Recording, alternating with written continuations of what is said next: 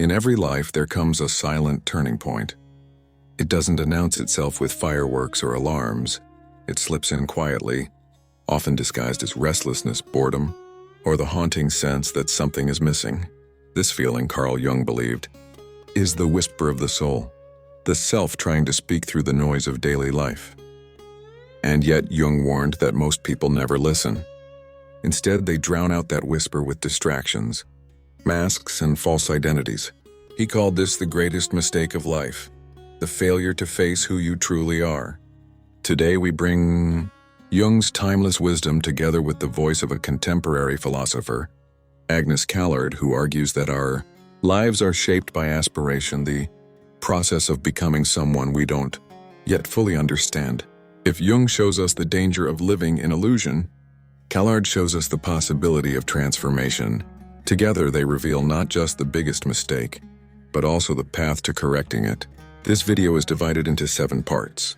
Each part uncovers a layer of the mistake, and each points toward a way of seeing yourself differently. But to begin, we must first strip away the surface. We must confront the mask we wear, and then descend into the shadow we fear. These are the first 2 steps into Jung's landscape of the soul. Part 1. The mask you wear. Jung introduced the concept of the persona, the social mask you put on to survive in the world. It is not inherently evil. In fact, it is necessary. The persona allows you to function in society, to communicate, to work, to belong. Without it, you would be too raw, too vulnerable, too chaotic to exist among others. But the danger arises when the mask becomes not a tool, but a prison. How many of us live entire lives behind this mask? Consider the man who introduces himself proudly at parties. I'm a corporate lawyer. His voice is strong, his handshake firm, his smile polished. But when he goes home at night, there is a silence that terrifies him. In that silence, he remembers that once, long ago, he dreamed of being an artist. He dismisses it quickly. That was childish. This is the real world. But deep down, he feels hollow. He is performing success, but he is not living truth. Jung would say this man has made the mistake of identifying with the persona. He has mistaken the mask for the self. And here's the subtle tragedy. The longer he wears it, the harder it becomes to take off. Eventually, he forgets there was ever a face beneath the mask. Agnes Callard helps us see this from a different angle. She writes about aspiration, the slow, difficult process of becoming someone new, of reaching toward values we do not yet fully understand. But if you are trapped behind the mask, you cannot aspire. You are not reaching toward truth. You are chasing approval. Your goals are not yours. They are scripted by society, by family, by culture. The persona tells you, be successful, be admired, be safe, but aspiration whispers, become what you do not yet know how to be. The tragedy is that most people never hear the whisper. They live out their lives behind a smiling mask, mistaking applause for fulfillment. And when they finally pause to ask, who am I really? It is often too late to answer. The first mistake, then, is not merely wearing a mask. It is believing the mask is you. And when you live this way, you trade authenticity for security, depth for approval, and your soul for an image. Part 2. The shadow you avoid.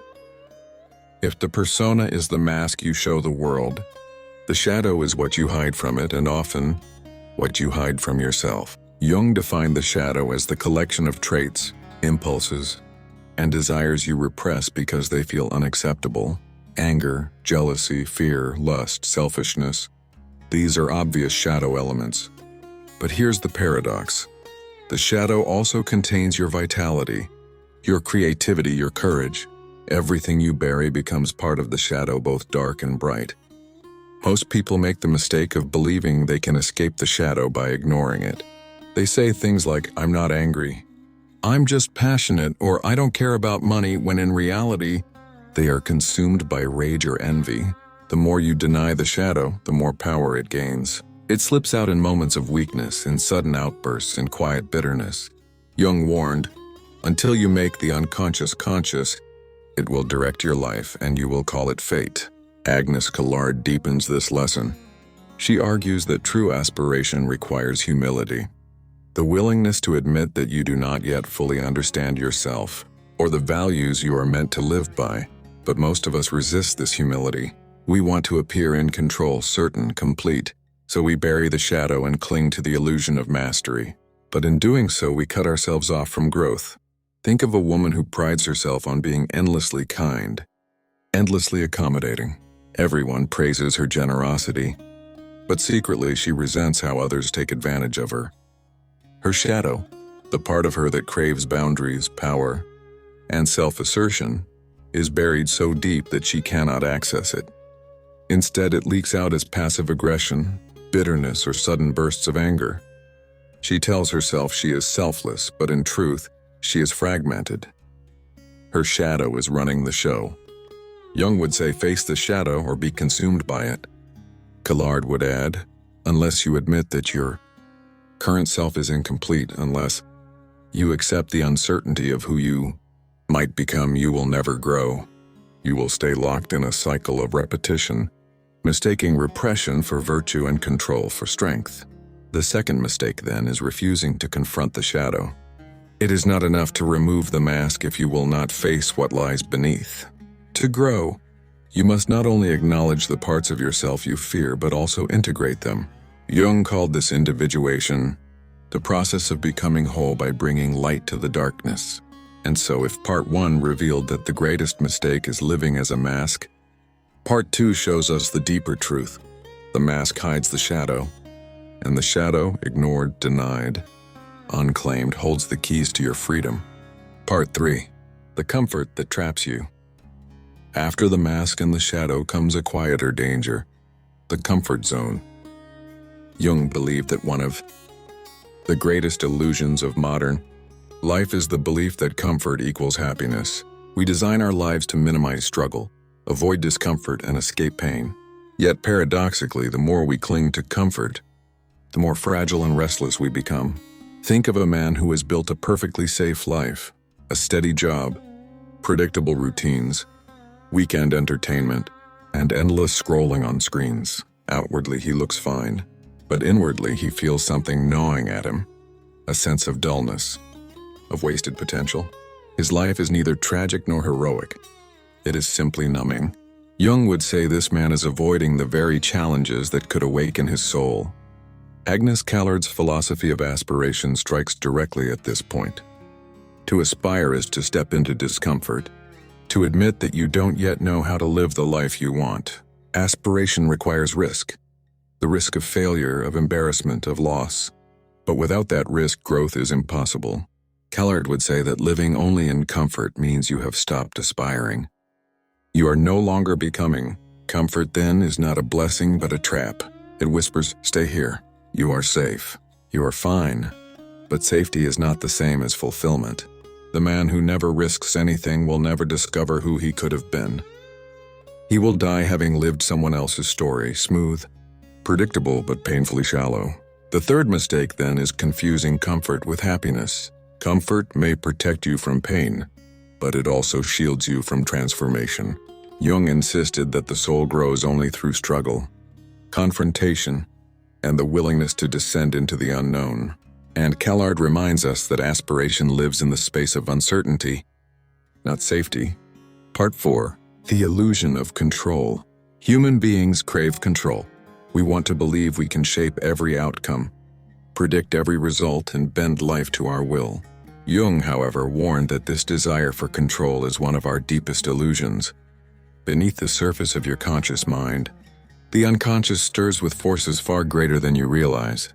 The shadow, the archetypes, the collective unconscious, all these shape your thoughts and actions more than your rational planning ever could. Imagine a woman who plans every step of her life with precision. The perfect career ladder, the perfect marriage, the perfect retirement plan. She believes she is the master of her destiny.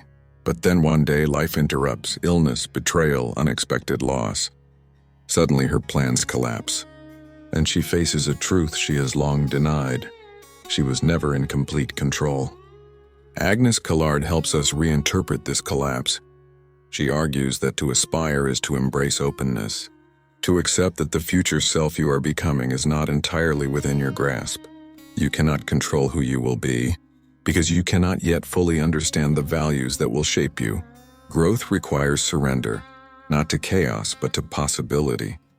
The biggest mistake here is believing you can fully control life. Jung would say that your attempt to dominate reality cuts you off from the deeper wisdom of the unconscious. Life will break your illusion eventually, and the later it happens, the harder the fall. Callard would add, by clinging to control, you resist the vulnerability that true aspiration requires. You become rigid, unyielding, trapped in a script that life will inevitably shatter. The truth is this: control is a mask for fear. The more you cling to it, the less prepared you are for the moments that matter most, the unpredictable ones that force you to grow. Part 5. The refusal to listen to the inner voice. Perhaps the most subtle mistake of all is ignoring the inner voice. Jung called this the voice of the self, the deeper, wiser center of your being that seeks wholeness. It speaks in dreams, in symbols, in intuition, in the quiet sense that something is wrong, even when everything looks right.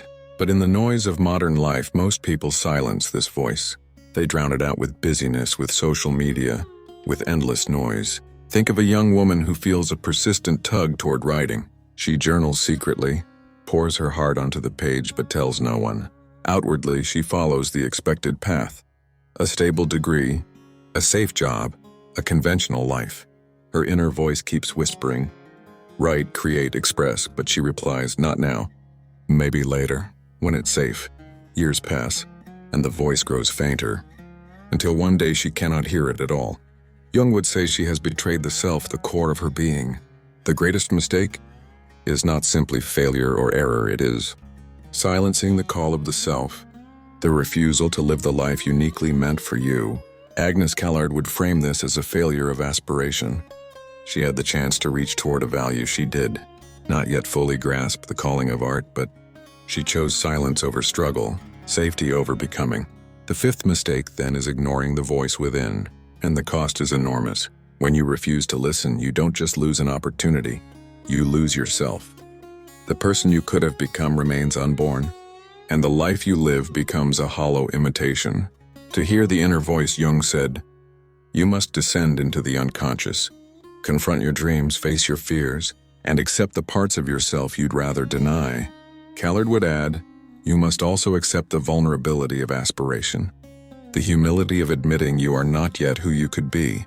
Only by listening to that voice can you begin the journey from illusion to authenticity, from masks and shadows to wholeness. Part 6. The fear of transformation. If the mask, the shadow, comfort, control, and the silenced inner voice keep us trapped, what holds us there most powerfully is fear. Jung observed that real transformation always feels like death, the death of the old self. And human beings instinctively resist death, even symbolic death. We cling to old identities, old stories, old wounds, even when they suffocate us because we fear what lies beyond. Consider a man who has been defined his entire life by his toughness. He is strong, unyielding, respected for his discipline.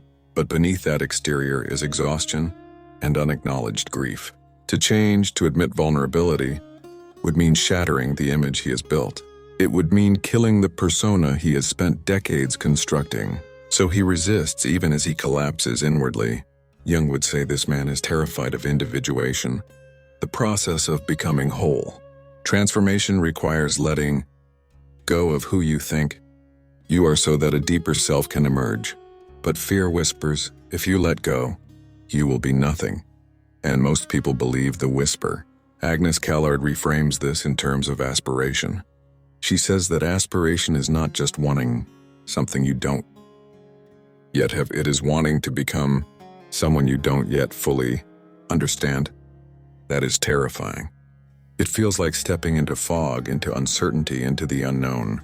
Fear convinces us to stay where we are, to cling to the self we already know, even if it is incomplete. The sixth mistake, then, is allowing fear of transformation to paralyze you. To avoid that fear is to avoid your own rebirth. Jung insisted that transformation is not optional. It is the demand of the soul. And Callard would add that without the courage to aspire beyond your current self, you remain trapped in stagnation, safe but unfulfilled, alive but not truly living. Part 7. The refusal to take responsibility for the soul. At last we come to the deepest mistake. Beneath the mask, the shadow, the comfort zone, the illusion of control, the silenced inner voice and the fear of transformation lies one final refusal. The refusal to take responsibility for the soul.